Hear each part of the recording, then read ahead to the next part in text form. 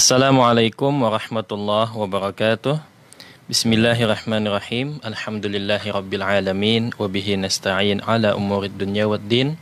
Wassalatu wassalamu ala asyrafil anbiya'i wal mursalin sayyidina wa maulana Muhammadin wa ala alihi wa sahbihi wa man tabi'ahum bi ihsanin ila yaumiddin. Amma ba'du.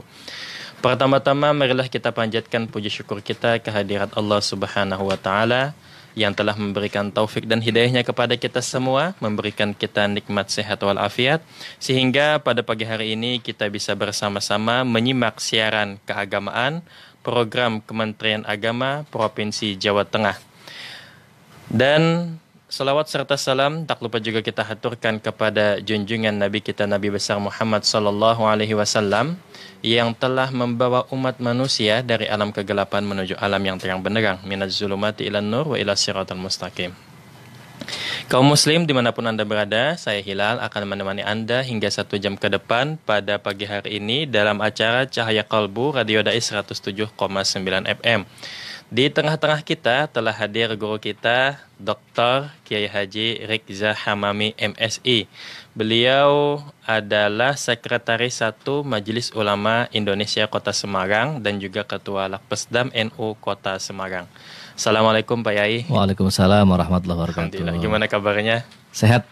Alhamdulillah, sehat walafiat. Jadi beliau ini, kaum muslim, wajahnya ini mirip Pak Anies Baswedan. Alhamdulillah. Nah, jadi banyak sudah yang bilang seperti itu.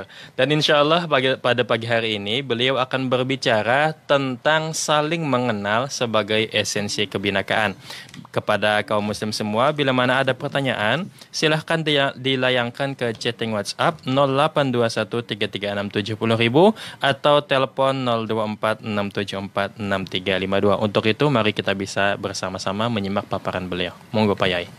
Assalamualaikum warahmatullahi wabarakatuh. Waalaikumsalam warahmatullahi wabarakatuh. Para pendengar Radio Dais, kaum muslimin, rahimakumullah. Mas Hilal, Ya. lama tidak ketemu. Pagi ini kita bisa berjumpa dalam program Cahaya Kolbu Alhamdulillah. Radio Dais 107,9 FM yang bekerja sama dengan Kementerian Kantor Wilayah Kementerian Agama Provinsi Jawa Tengah, bidang penerangan agama Islam, zakat dan wakaf atau Penais Zawa Provinsi Jawa Tengah. Ya.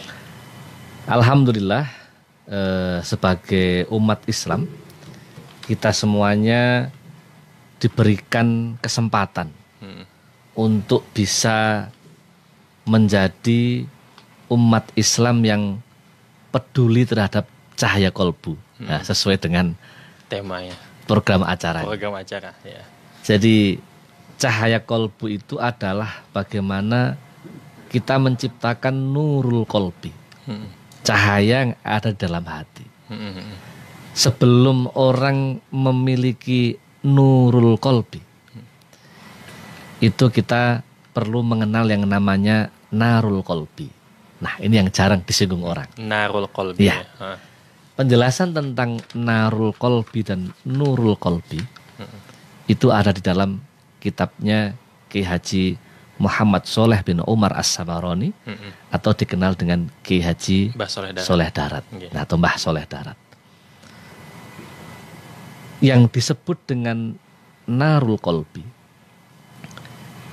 itu adalah api yang bisa memerciki hati manusia.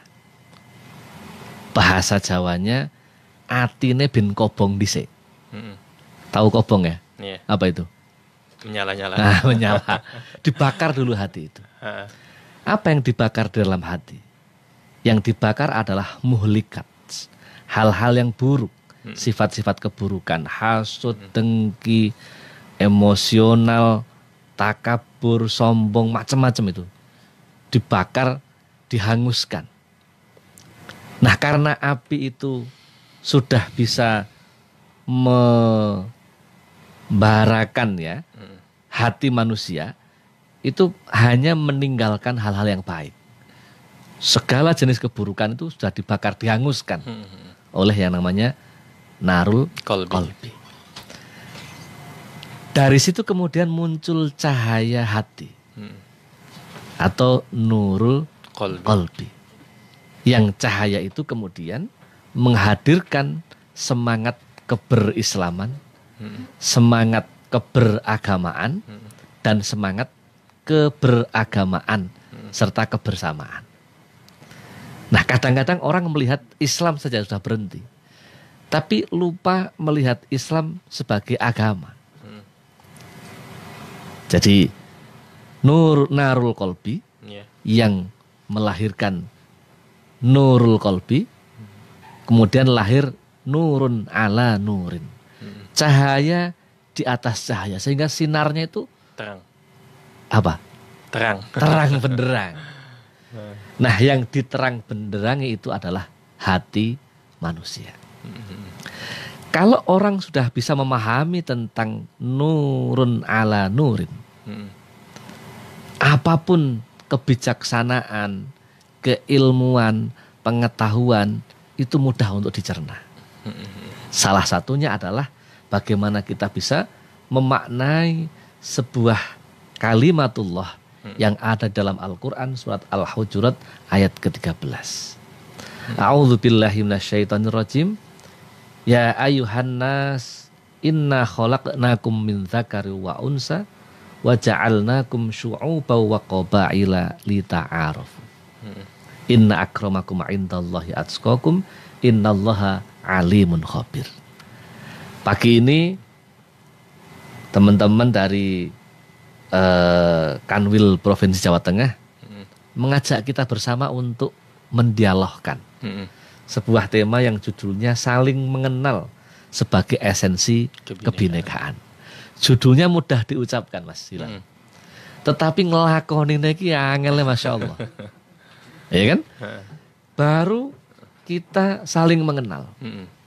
Sebagaimana tugas manusia yang diamanahkan oleh Allah Subhanahu wa ta'ala dalam surat Al-Hujurat ayat ke-13 tadi. Ada kalimat lita'arufu dan didahului dengan ya ayuhan nas, panggilan kepada seluruh manusia. Tidak ada special identity di dalam ayat ini menyebutkan orang yang beriman. Orang yang muslim, tidak. Tapi ya ayuhan nas, wahai para manusia, seluruh manusia. Pokoknya sing jenengane manusia ya diundang karo Gusti Allah, ya kan? Inna khalaqnakum min dzakarin wa unsa. Sungguh kami telah menciptakan kamu dari seorang laki-laki dan seorang perempuan. Ada dua jenis kelamin yang eksplisit disebut oleh Allah Subhanahu wa taala. Kebetulan Mas Hilal dengan saya sama-sama laki-laki, ya kan? Tapi di luar kita itu Allah menyebutkan wa unsa. Ada orang perempuan yang lembut hatinya, yang karena kecantikannya laki-laki bisa menjadi tertarik. Kemudian masih dilanjutkan wa ja'alnakum syu'uban wa qabail. Dan Allah juga menciptakan selain laki-laki dan perempuan, itu menciptakan manusia itu berbangsa-bangsa dan bersuku-suku. Nah, inilah Indonesia, termasuk Indonesia. Kalau kita lihat Indonesia, Masya Allah, kita itu pergi dari Semarang ke Aceh, biayanya sudah mahal. Ongkosnya naik pesawat juga sangat mahal sekali. Ya kan? Tambah BCR. Tambah PCR, tambah vaksin. Ya kan, nunggunya berjam-jam. Saya pernah melakukan perjalanan saat itu masih dengan Merpati Air. Dari Jakarta sampai ke Papua. Itu kan sama dengan kita berangkat dari Jakarta ke Saudi Arabia. Itu baru Indonesia, Mas. Saking luasnya. Masya Allah, saking luasnya. Hari ini teman-teman kita berkumpul di Papua untuk melaksanakan PON. Sebuah kebanggaan. Sama, saya Jakarta ke Aceh juga merasakan lama sekali. Masih harus transit. Itu sama dengan kita berangkat ke Makkah Al-Mukarramah untuk melaksanakan ibadah umroh atau haji. Artinya perintah lita'arafu, Allah menciptakan laki-laki, perempuan, masyarakat dunia ini berbangsa dan bersuku-suku ini ya untuk saling mengenal. Nah, bagaimana kita bisa mengenal orang lain yang berbeda atau mengenal orang lain yang sama pun kalau kita tidak punya yang namanya nurul qalbi tadi. Cahaya hati, cahaya qalbu. Maka yang harus kita kenali sebelum kita lita'arafu adalah mengenali diri kita sendiri. Mengenali diri kita sendiri akan bisa utuh, benar, dan tidak ada salah memahami diri kita kalau kita sudah punya yang namanya tadi cahaya hati yang didahului dari narul kolbi, kemudian ada nurun ala nurin tadi. Kenapa harus menata hati dulu? Ini tegas. Rasulullah Shallallahu Alaihi Wasallam menyebutkan, ya kan, bahwasanya ada organ tubuh, ya, yang berupa segumpal darah, yang ada di dalam diri manusia. Kalau mudghah ini baik, maka perilaku manusia menjadi baik. Tetapi sebaliknya, kalau itu gumpalan darah itu tidak baik, maka semuanya akan menjadi tidak baik. Apa kata Rasulullah? Ala wahyal qalb. Organ itu disebut namanya al-qalb, hati. Nah, disinilah pentingnya kita memulai mengenal diri kita dulu. Yang cara mengenalnya adalah dengan hati. Maka kalau ada orang menyebutkan tak kenal maka tak sayang. Dari mana orang bisa mengenal? Kalau orang melihat Mas Hilal ganteng, itu kan saat ini, ya kan? Karena masih usianya muda. Tapi kalau berpuluh-puluh tahun kemudian, wajah yang cakep seperti Anies Baswedan pun misalnya, ya, ketika sudah tua, ya tetap menjadi Mbah Anies kan, menjadi Mbah Hilal, menjadi Mbah Riksa. Artinya apa? Tidak bisa kita mengenal hanya karena wajah. Yang punya materi kelihatan punya Alphard, naik Velfire, naik Pajero, ya kan? Tapi ternyata itu rentalan, kita juga tidak tahu. Tapi kalau mengenal hati, walaupun miskin, tetapi kaya hati. Walaupun kurang cantik karena tidak berlanggan MS Glow ya Mas. Itu tetap rasanya cantik. Nah, inilah pentingnya kita saling mengenal. Nah, rasa saling mengenal ini, itu kalau kita pegang sebuah prinsip yang namanya inna akramakum indallahi atqakum, bahwa sesungguhnya yang paling mulia di antara kamu di sisi Allah ialah orang yang paling bertakwa. Artinya apa? Bahwa prinsip untuk saling mengenal itu orang bisa melaksanakan yang namanya imtithalul awamir wajtinabin nawahi. Mampu untuk berikhtiar dan berusaha secara maksimal melaksanakan segala hal perintah Allah dan meninggalkan seluruh hal-hal yang dilarang oleh Allah Subhanahu wa ta'ala. Maka ayat ini diakhiri innallaha alimun khabir.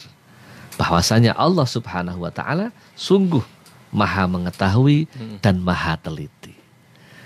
Dua hal. Allah maha mengetahui. Berarti manusia harus ikut Allah. Harus mengetahui. Bagaimana mengetahui? Baik dengan identitas dirinya, identitas orang lain. Dan Allah juga maha teliti. Manusia juga harus teliti. Teliti tentang apa? Teliti tentang memahami sebuah prinsip perbedaan yang disebut Allah di awal ayat tadi. Ada zakarin, untha, syu'uban, qabail. Itu prinsip-prinsip yang hanya kita bedah dari satu ayat surat Al-Hujurat, belum yang lain-lain. Nah, kalau kita sudah bisa memahami tentang saling mengenal dengan pokok perintah ayat ini, yang selanjutnya adalah kita baru melaksanakan sebuah positioning kita sebagai umat Islam yang hidup di Indonesia, bicara tentang esensi kebinekaan. Ini Indonesia yang dari agamanya saja itu ada 6 yang diakui. Belum tambah aliran kepercayaan yang sangat beragam, sangat unik, sangat aneh-aneh. Itu diakui di Indonesia. Maka ada guyonan, Mas. Itu kemarin Pak Menteri guyon itu. Tapi ya luar biasa sekali guyonnya. Kenapa Indonesia ini pandemi cepat berakhir. Kenapa? Kok cepat itu kan? Setelah delta kok selesai. Mudah-mudahan ini seterusnya. Lah gimana nggak berakhir? Indonesia itu semua masyarakatnya turun tangan, Tuhannya juga turun tangan. Karena masyarakat angkat tangan, maka Tuhannya ikut turun tangan. Nah, Tuhan yang mengintervensi pandemi berakhir itu di Indonesia, semua Tuhan agama-agama itu. Ya kan? Sehingga pandemi cepat berakhir. Nah, ini artinya apa? Bahwa kita menjadi umat yang beragama itu bisa memahami esensi kebinekaan. Kalau kita sudah udkhulu fis-silmi kafah, Islam kita itu Islam yang utuh. Tidak menjadi umat Islam yang baru sadar tentang Islam, tapi cara memahami Islamnya itu simpang siur. Bukan simpang lima, simpang siur. Apa? Baru belajar Islam, sudah kelolodan hadis dulu. Ya, hadis yang dipakai kullu bid'atin dolalah wa kullu dolalatin finar, itu terus. Tidak mau pakai hadis-hadis yang soft, yang membuat orang itu tentram. Kalau hadis ini dijadikan sebuah alat legitimasi kita untuk saling berbeda, berarti kita gagal untuk saling mengenal dan gagal memahami esensi kebinekaan. Tadi saya contohkan bahwa kita di negeri ini agamanya sangat beragam, bahasanya sangat beragam. Di Jawa Tengah ini, Mas Hilal, orang menyebut satu kata misalnya, telur, itu kan bahasa Indonesia. Si Indonesia namanya telur. Orang Jawa nyebut endok, ya kan? Endoknya kata saya ini dengan endoknya orang Brebes, beda. Logatnya itu sudah berbeda. Dengan logatnya orang Cilacap berbeda. Ke Solo yang lebih halus menjadi berbeda. Berikut soal bacaan Al-Quran. Kalau kita dulu di pesantren belajar qiraah sab'ah gitu kan, ada banyak imam-imam yang memiliki bacaan ya. Ada Imam Waras, kita pakai Imam Asim, ada Kolun, Kombul, macam-macam itu qiraah sab'ah. Nah, di kita juga ada dialek-dialek bacaan Al-Quran yang tidak bisa kita samakan. Pernah dengar orang Wonosobo ke Selatan Kedu itu, kalau ngimami sholat gimana? Alhamdulillahirabbil ngalamin. Ya kan? Ini kalau menurut orang Kudus seperti saya, salah. Mosok ain kok diwaca ngo. Di sana orang fasihnya ain itu ya ngalamin. Nah, maka orang yang ada ainnya juga namanya ngaini, ngainun. Itu kefasihan logat masyarakat Muslim Kedu. Artinya apa?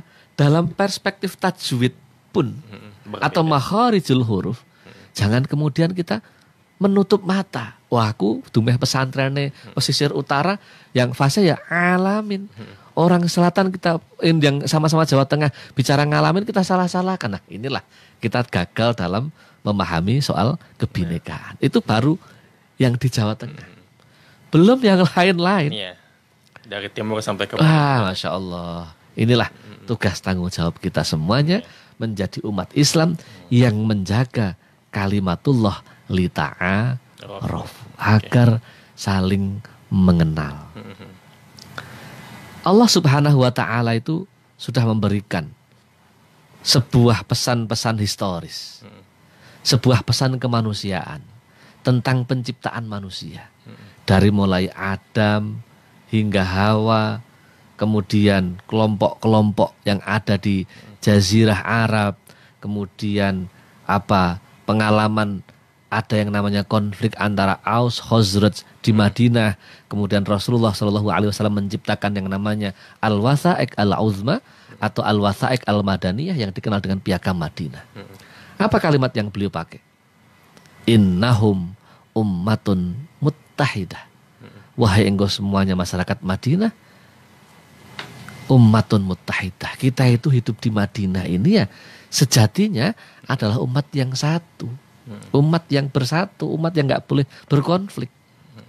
Maka Indonesia punya yang namanya Sila. Pancasila. Iya, betul. Punya Bhinneka Tunggal Ika. Kalau nggak ada itu, wah, Susah. nggak tahu Indonesia ini apakah lebih parah dari Afghanistan, apakah lebih parah dari Syria, atau kita menjadi kelanjutan dari edisi konflik yang ada di Mesir, yang konon dikatakan sebagai kota yang sangat modern. Maka alhamdulillah kita menjadi umat Islam yang hidup di Indonesia ini, yang diciptakan oleh Allah Subhanahu wa Ta'ala. Kira-kira itu melihat fisik ayat ini, ya, inilah nasihat Allah yang salah satunya dinasihatkan untuk bangsa Indonesia. Tidak salah kalau Kanwil Kemenak Provinsi Jawa Tengah ini membuat penerangan kajian keagamaan yang ingin menyebarkan tentang moderasi beragama. Nah, kira-kira itu Mas Hilal yang bisa kita jadikan bahan renungan kita, pemantik diskusi kita tentang bagaimana kita bisa menjadi umat Islam yang saling mengenal, diawali mengenal diri sendiri, mengenali orang lain, termasuk memahami kebangsaan kita tentang esensi kebinekaan. Tidak salah kalau the founding fathers kita, para pendiri bangsa kita, para ulama, para kiai mengajarkan hubbul waton minal iman. Sudah tidak perlu lagi mendebatkan ini hadis Kanjeng Nabi napa mboten. Tetapi yang paling penting adalah esensi dari cinta tanah air, adalah bagian dari iman kita yang harus kita tanamkan dari sejak kita lahir ila yaumil qiyamah. Jadi pada intinya kita itu bisa saling mengenal, saling memahami, sehingga akan mendatangkan kedamaian gitu ya. Jadi saya pernah mendengar itu Habib Umar Mutahar. Jadi suatu ketika beliau itu sholat subuh di Padang. Jadi imamnya itu baca kunutnya itu agak berbeda juga dengan orang kita. Jadi kalau kita Allahumma hdina fiman hadait, kalau di sana Allahumma hdino fiman hadait, wa afino fiman apa? Wa tawallano fiman. Nah, kemudian setelah selesai sholat, Habib Umar disuruh memimpin doa. Ternyata beliau membaca Rabbana atina.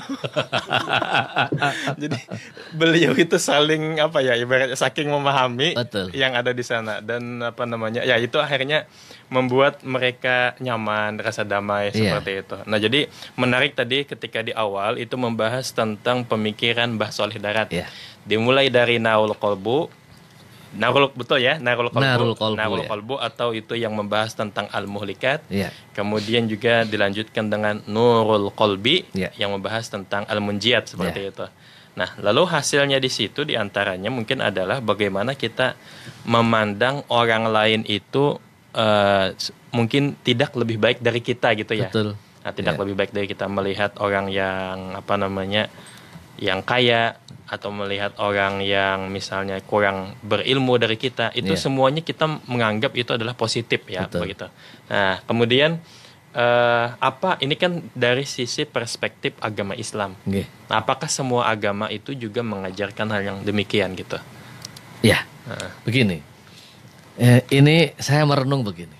Kenapa orang-orang tua dulu kita itu mengajak kita itu tahlilan? Yang di dalam bacaan tahlil itu tidak meninggalkan surat Al-Baqarah. Setelah Al-Fatihah kan, surat Al-Baqarah. Di dalam surat Al-Baqarah itu ada sebuah ayat yang kalau kita renung kita itu harus nangis. Apa itu? Gimana surat Al-Baqarah? Alladzina yu'minuna bil ghaibi. Terus? Wa yuqimunas shalah wa mimma razaqnahum yunfiqun. Terus walladzina yu'minuna bima unzila ilaika wa ma unzila min qablik. Menjadi orang yang beriman dengan ragam tadi, harus percaya pada hal yang gaib. Ini kita sudah dilatih oleh Allah membuat visualisasi gaib ini. Orang memahami corona. Corona gaib apa tidak? Gaib kan? Gaib tapi diilmiahkan. Muncul yang namanya virus corona. Coronanya gaib, tapi diilmiahkan. Ada swab, ada PCR, ada antigen, macam-macam itu. Itu mengilmiahkan untuk meneropong virus yang gaib tadi itu dengan ilmiah. Ini beda dengan sawan. Tahu sawan ya? orang Jawa, anak-anak tiba-tiba ngomong sendiri, kita kejang-kejang, kerasukan, itu kan belum diilmiahkan, karena tidak ada swab, orang itu kesurupan apa tidak. Terus orang sholat, orang melaksanakan zakat. Tapi berikutnya bahwa klasifikasi orang yang beriman itu adalah mereka yang mengimani atau percaya bima unzila ilaika, kepada Al-Quran. Yang paling gampang terjemahnya begitu. Tapi masih ada kelanjutan, wa ma unzila min qablik, subhanallah. Bahwa kita juga diminta untuk mengimani terhadap kitab-kitab yang oleh Allah Subhanahu wa taala ciptakan sebelum Nabi Muhammad SAW yang berupa mukjizat Al-Quran itu. Artinya apa? Kita itu diminta untuk belajar tentang Taurat, Injil, Zabur, Suhuf Ibrahim dan macam-macam. Yang dalam dimensi sejarah itu pernah ada. Tetapi hari ini hampir-hampir itu close. Seakan-akan tidak ada karena melakukan reinkarnasi menjadi agama-agama yang boleh dikatakan di luar agama Islam. Jadi kalau kita bicara soal apakah agama lain itu melatih juga untuk saling mengenal, untuk saling menghargai, atau bahasa kerennya mengajari toleransi, jawabannya tegas, iya. Dan Indonesia mencoba untuk melakukan sebuah pengorganisasian, ada yang namanya majelis ulama di masing-masing agama. Majelis agama-agama kan ada. Disatukan yang namanya di Kanwil itu, di pemerintah namanya FKUB. Forum Kerukunan Antar Umat Beragama yang ada di Indonesia. Intinya apa? Tokoh-tokoh agama ini ayo duduk bareng, membicarakan soal bangsa. Orang bisa membicarakan sebuah kebangsaan, orang bisa bicara soal memahami esensi kebinekaan kalau agamanya sudah selesai. Agama yang sudah selesai itu apa? Agama dipahami sebagai hubungan interpersonal pengikut agama kepada Tuhannya disambungkan dengan hubungan manusia dengan seagama dulu, baru kemudian ekstra agama. Agama satu dengan agama yang lain.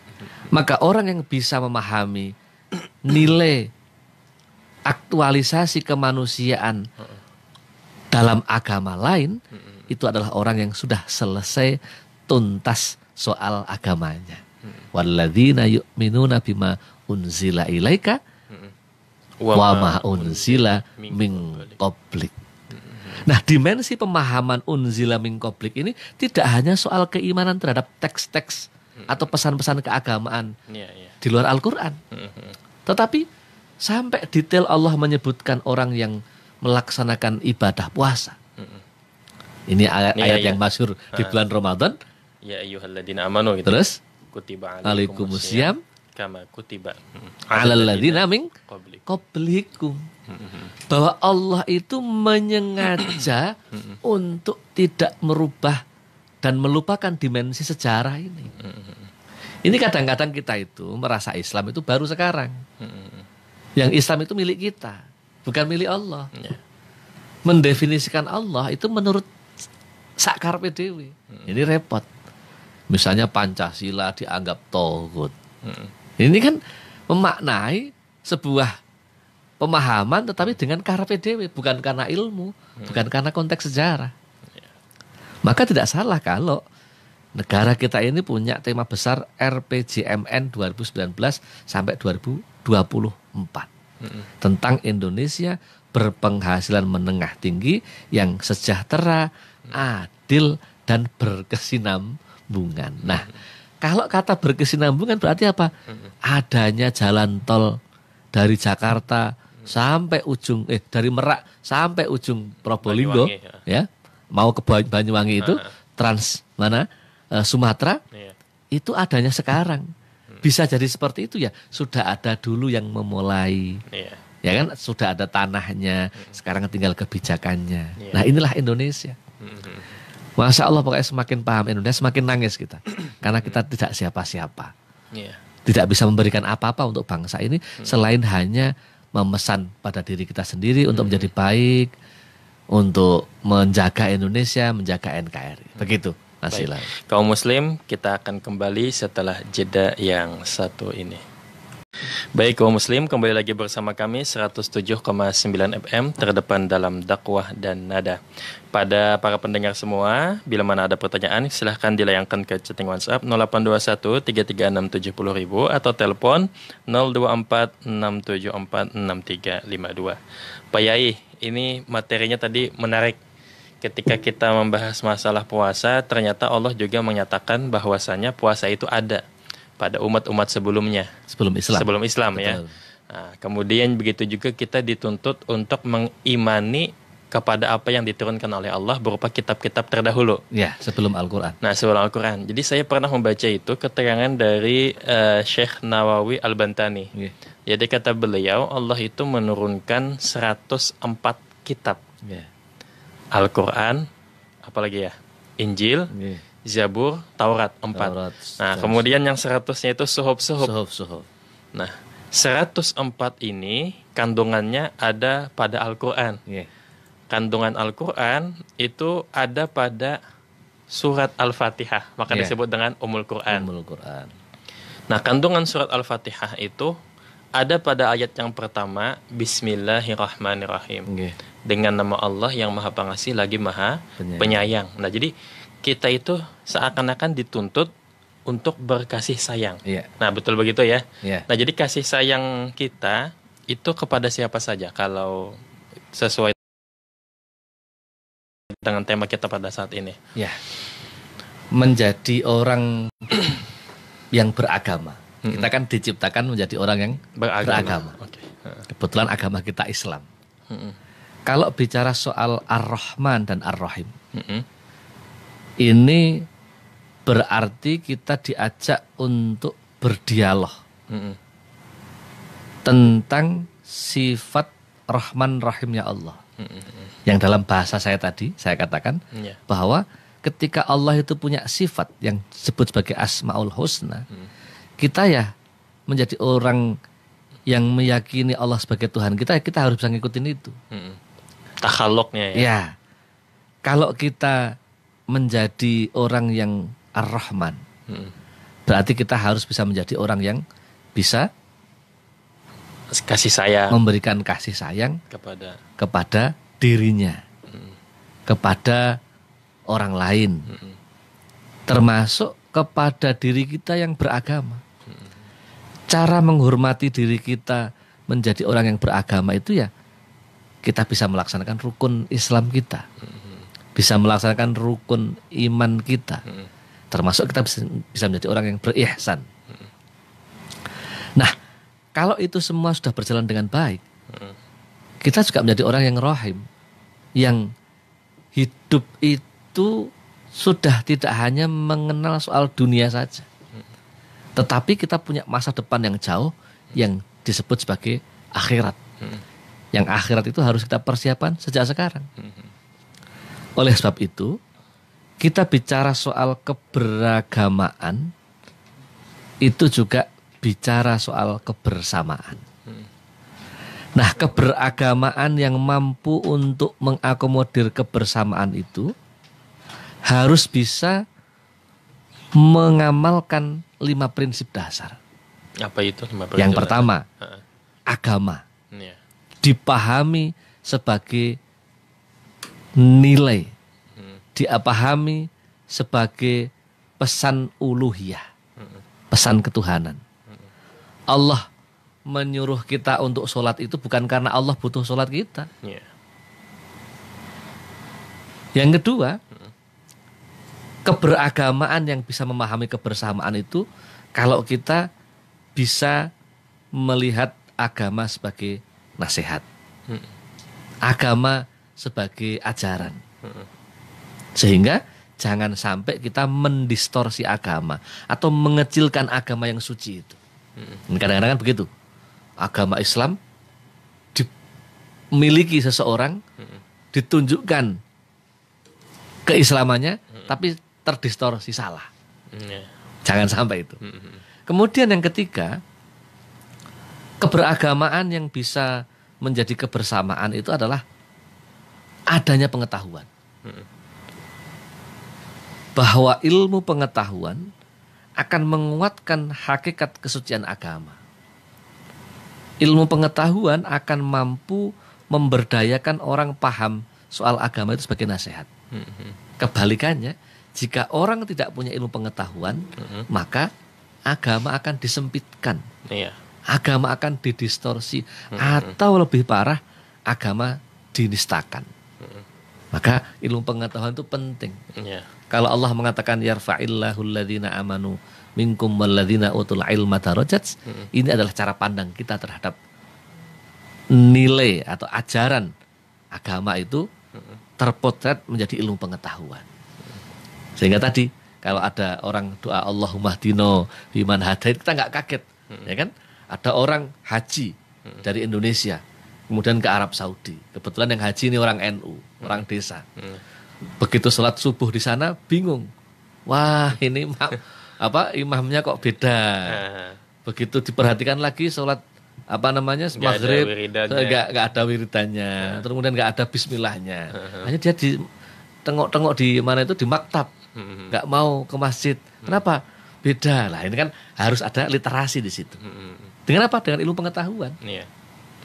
Kemudian keberagamaan ini bisa menjadi kebersamaan itu kalau kita paham bahwa Islam itu ya masyarakat. Ini yang terkadang agama itu menjadi sesuatu yang ada di langit saja. Tidak bisa kita bumikan. Membumikan agama itu sama dengan memasyarakatkan Islam.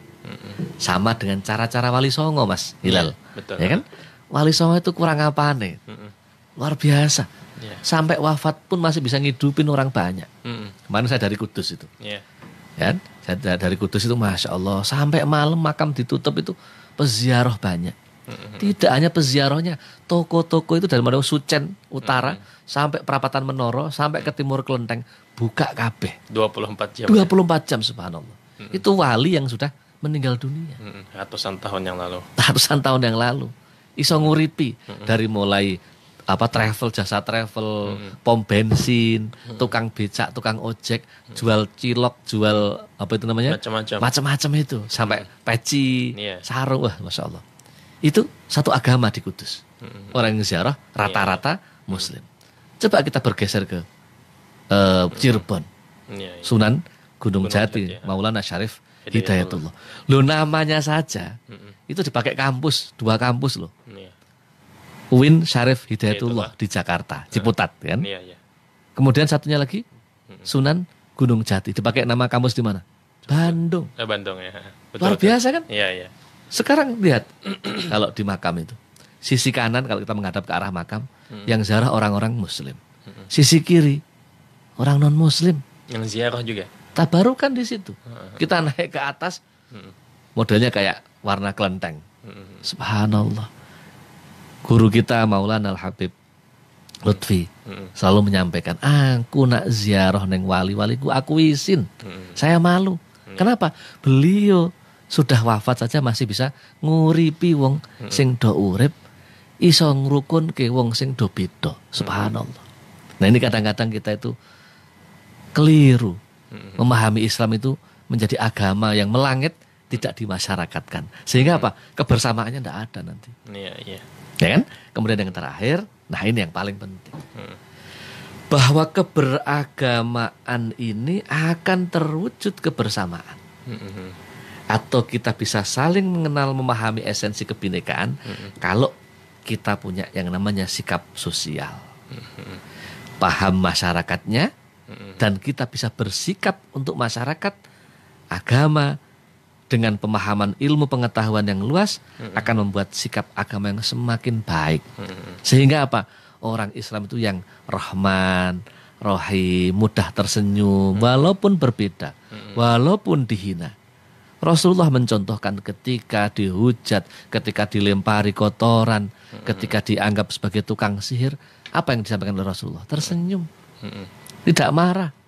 Ada orang tawaf salah, ya Karim, ya Karim. Nabi nggak langsung marah. Didekati. Yeah. Kok bisa begitu, itu bagaimana? Gus Muafik kalau cerita begitu. Kok ada orang muter tawaf, ya Karim, ya Karim. Saya itu ikut Muhammad. Nggak tahu bahwa yang ngomong itu Rasulullah Shallallahu Alaihi Wasallam. Tapi nggak marah. Malah justru muhasabah. Ya Allah, saya punya pengikut. Orang yang Islam di desa sekarang ke Mekah nggak kenal saya dan tawaf saja bacanya hanya ya Karim, ya Karim. Bagaimana dengan orang yang tidak pernah ke Mekah? Itu Rasulullah. Maka ayo kita menjadi umat Islam yang tidak gampang ngamuan. Dulu saya diajari oleh guru saya di Kudus, namanya Ki Haji Torehan Ajuri atau Mbah Tur nyebutnya, ahli falak itu. Beliau selalu berpesan alaika bitorikil huda. Yang kalau dijawakan itu nak dadi wong aja gampang gumunan. Aja gampang kagetan. Karena gumun dan kaget, apa di Indonesia kan itu? Apa ya? Gumun itu apa? Terkejut. Kemudian dia selalu apa?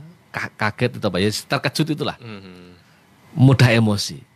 Itu karena dia tidak memahami soal keluasan cara pandangnya. Iya. Sama dengan tadi. Semangatnya tinggi tapi nggak mau memahami orang lain. Iya, ilmunya kurang. Ya kan? Sama dengan begini, kalau saya ngajar itu selalu saya mulai. Kebetulan saya ngajar mata kuliah Islam dan moderasi beragama. Jadi kalau ngajar itu saya selalu menyontohkan ini, Mas. Ini kertas warnanya apa? Putih. Orang Jawa menyebut putih. Kemudian kalau di bahasa Inggris kan namanya white. Kalau di bahasa Arab kan namanya abyad. Itu belum ada bahasa-bahasa lokal yang lain-lain. Kalau kita tahunya hanya putih, orang ngomong putih kita salahkan. Orang ngomong abyad kita salahkan. Orang ngomong white kita salahkan. Agama kita juga begitu. Kita baru Allahu Akbar. Kita baca Bismillahirrahmanirrahim. Alhamdulillahi Rabbil Alamin Ar-Rahmanir Rahim.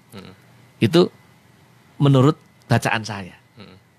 Saya baca begitu, Mas. Kemarin saya ngimami di Masjid Mijen itu. Selesai dimarah-marahin orang, Mas. Ustadz, maaf, bacaannya kurang fasih. Salah. Harusnya maliki. Harusnya nggak boleh begini, nggak boleh begini. Kaki saya disalahkan. Nggak rosdul kiblah. Saya Allahu Akbar. Inilah yang kebetulan ngingetin saya itu bukan orang Indonesia. Dia orang Afrika. Nah, saya duduk ngobrol sambil senyum, sambil santai. Ya kan, karena dia taunya bacaan itu ya bacaan di Afrika. Bacaannya wong Indonesia salah, sholatnya Indonesia salah, khotibnya salah. Coba bayangkan. Nah, kalau saya tidak pernah diajari dengan 5 hal ini, saya marah.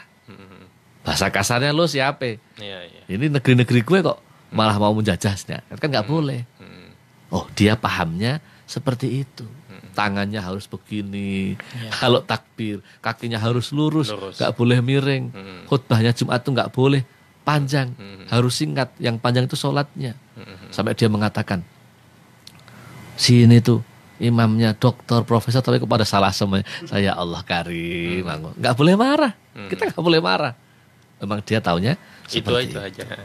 Nah, inilah para pendengar Radio Dais, kaum muslimin muslimat yang berbahagia.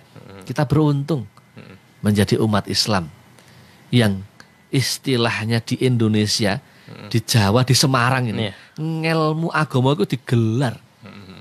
Udah semampunya kita harus belajar. Dan kita di kota Semarang ini ditinggali wali-wali yang banyak sekali.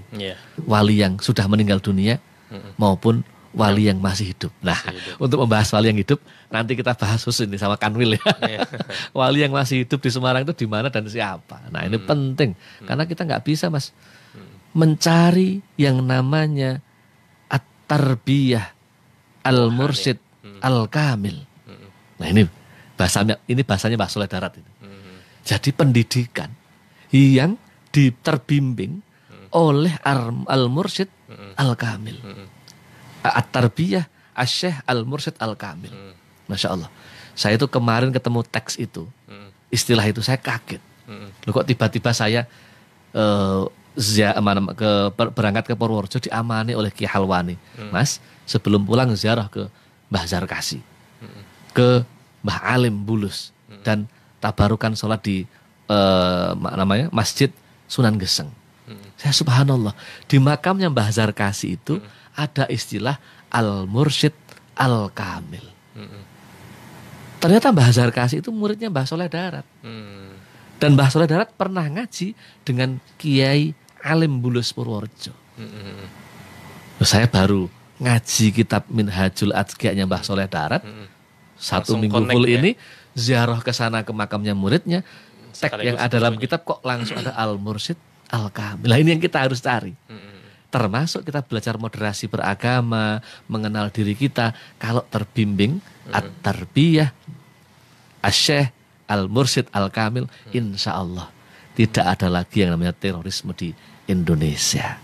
Tidak ada lagi yang namanya organisasi kemasyarakatan yang mengatakan Islam tapi kelakuannya ora kaya wong Islam. Maka Mas Hilal, kapan-kapan perlu kita bedah itu kitabnya Mbah Soleh Darat yang di dalamnya ada istilah yang menarik. Apa?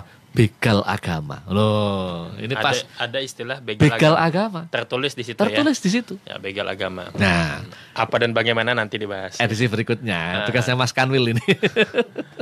Okay. Ada istilah begal agama dalam kitab Minhaj itu, Mas.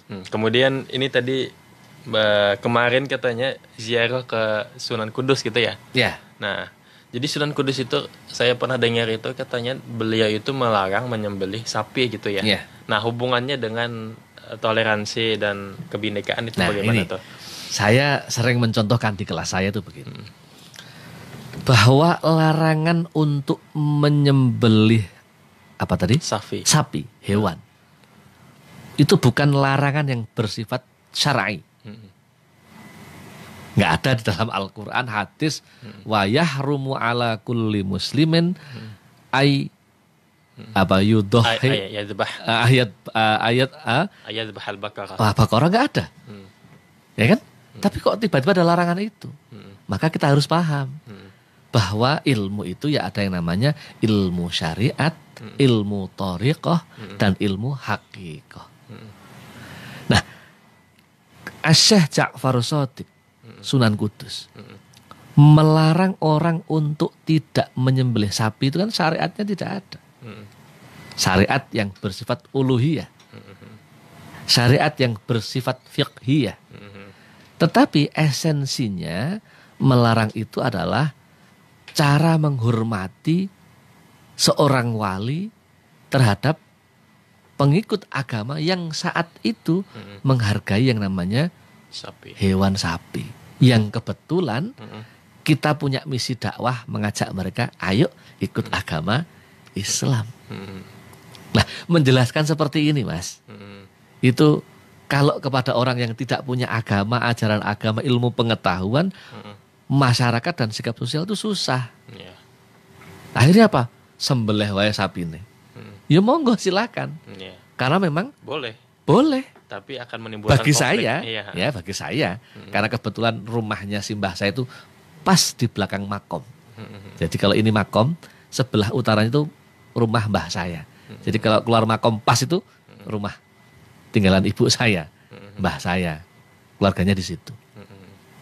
Ya enggak berani, jangankan nyembelih hewan. Kaki saya selonjor ke selatan aja enggak boleh sama mbah. Ojo nang, enggak boleh nyaduk sirai Mbah Sunan. Kita duduk di kursi yang setinggi ini enggak boleh. Maka kursi di tempat mbah saya itu kursi TK-TK itu yang pendek. Pakai kelambu. Dulu kan orang desa di Kudus kan pakai kelambu agar nyamuk enggak bisa masuk itu. Enggak boleh tasyabuh dengan makomnya Mbah Sunan. Yang boleh pakai kelambu ya mbahnya Mbah Sunan, kita enggak boleh. Karena memang hidup saya di Kauman Menara Kudus. Nah, inilah pesan-pesan nubuwah, pesan-pesan wali ya, yang kemudian implementasi menjadi sebuah ajaran kemasyarakatan. Maaf, bukan ajaran Islam, tapi ajaran kemasyarakatan yang nilainya adalah nilai toleransi. Maka disitulah kalau kita bicara wali, Mas, itu nggak akan ada selesainya. Di kota Semarang ini kita kenal yang namanya Syekh Jumadal Kubro. bagaimana perjuangan beliau untuk mendakwakan Islam dengan damai. Peran Syekh Subakir. Kemudian kita punya yang namanya Laksamana Cheng Ho atau Zheng He. Itu Muslim, madhabnya Hanafi, yang sekarang letak dari posisi apa istilahnya punden atau makam-makam peninggalan pengikutnya Cheng Ho menjadi apa kelenteng Sampokong. Sampai masuk kan ada makam-makam Muslim di situ. Makam Kiai Jurumudi di situ. Sampai ke kelenteng yang di Ancol. Saya kebetulan pernah riset soal itu. Makam Muslim di dalam namanya kelenteng. Karena Cheng Ho itu ya Muslim. Diakui oleh orang-orang Tionghoa, beliau Muslim. Tapi bagi mereka menjadi orang yang disucikan. Kalau kita wali begitulah, ya kan? Kita kalau dalam dimensi orang Islam ya wali yang menolong tentang perdamaian. Nah inilah para pendengar kaum muslimin muslimat, tugas kita lewat acara siaran keagamaan program Cahaya Kolbu ini, saya kira Kementerian Agama ingin memberikan sebuah sumbangsih terhadap seluruh masyarakat, baik yang beragama Islam dan yang lainnya. Dengan penyiaran agama yang sejuk dan toleran ini akan menjadi sebuah program aksi dalam menguatkan cara pandang, sikap dan praktek beragama jalan tengah dan moderat. Pengaruh tamaan moderasi beragama menjadi roh besar dari Kementerian Agama yang ingin masyarakat Indonesia yang Muslim ini paham tentang jalan tengah bersifat moderat, yang akhirnya apa? Kita bisa memahami esensi kebinekaan. Sehingga terwujud kebersamaan, kerukunan dan kedamaian. Alhamdulillah. Alhamdulillah. Baik kaum muslim, ini kita sudah berada di penghujung acara. Terima kasih Pak Yai. Insyaallah. Ilmunya Masya Allah luar biasa. Sama-sama. Dan masih banyak yang perlu dikaji terkait tentang tema-tema tadi itu juga. Iya. Nah kemudian juga kami ucapkan kepada para pendengar, terima kasih banyak atas perhatian dan kerjasamanya. Wallahul muwafiq ila aqwamit thoriq. Wassalamualaikum warahmatullahi wabarakatuh. Waalaikumsalam warahmatullahi wabarakatuh.